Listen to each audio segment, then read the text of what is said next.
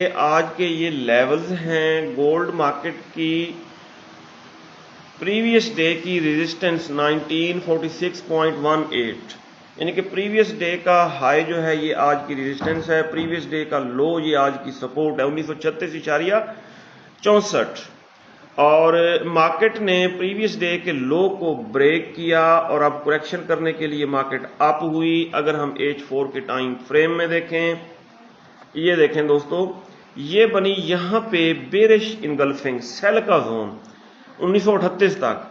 1938 से भी एक सेल की ट्रेड लगाई जा सकती है। दूसरी सेल की ट्रेड हम कहां से लगाएंगे? H1 में देखें, नहीं 30 मिनट में देखें।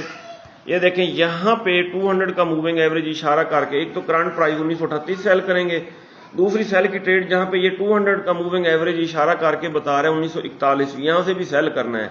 फर्दर ऊपर जाने के चांसेस नहीं है।